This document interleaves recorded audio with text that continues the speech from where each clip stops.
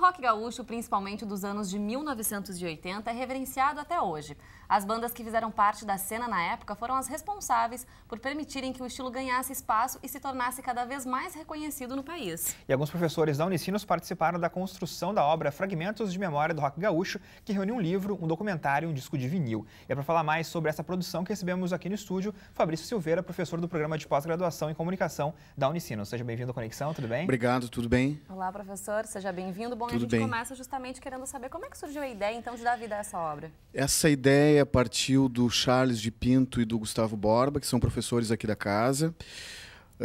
Eles vêm acalentando assim esse tema, eu acho, acredito que já há algum tempo, assim.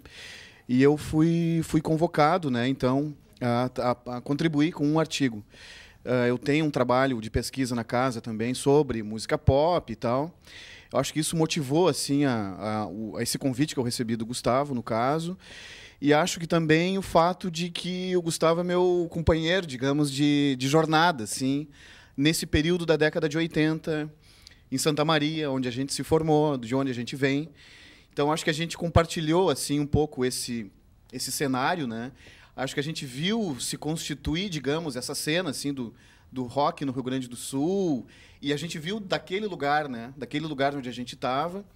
E eu acho que isso assim deve ter motivado ele principalmente a me convidar. E isso também me estimulou muito, assim, porque aí ele coloca para mim uma espécie de desafio, que é de tentar escrever sobre um tema que eu já venho pesquisando, mas me colocando nele assim mais diretamente e até podendo assim invocar minha memória afetiva, digamos, para falar sobre esse tema aí, que é o tema da música pop, enfim, do rock, que a gente vem estudando, a gente vem tentando tratar aqui na pós-graduação, pelo menos, assim, de forma mais... Vem estudando, vem tentando sistematizar algum conhecimento em torno disso. Então, acho que o livro ele é o resultado assim, de uma convergência assim, de interesses e esforços, e agora ele está aí e a gente está bem feliz assim, com o resultado. E, professor, a gente que trabalha na rádio ali, ouve muito rock gaúcho nos anos 80, e os ouvintes pedem muito também. Qual é o fascínio desse período do rock gaúcho que até hoje ainda o pessoal continua pedindo, continua ouvindo?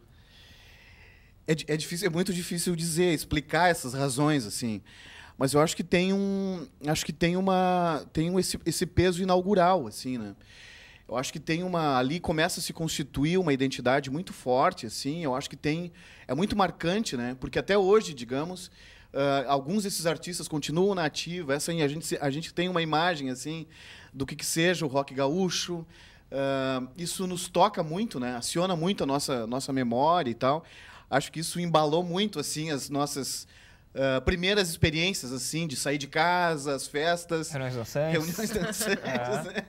Então acho que isso foi muito marcante, assim. Então a gente está tentando agora voltar para essa produção cultural, assim, tentando justamente explicar isso.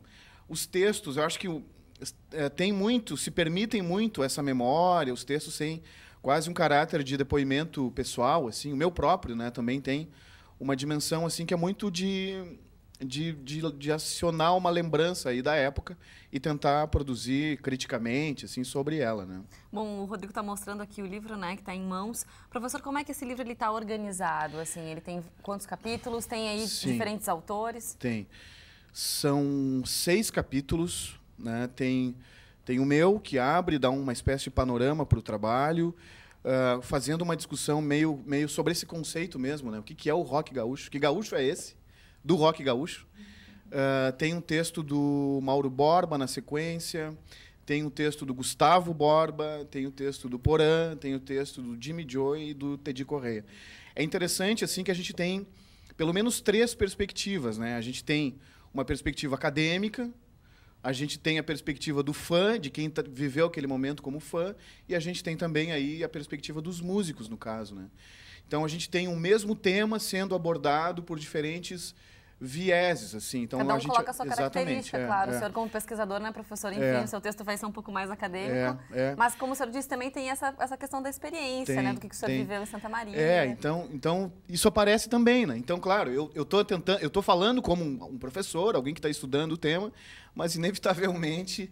Mas que também é fã e também foi músico, inclusive. Exatamente, também. essas coisas também não são facilmente, eu não consigo separar tão facilmente assim.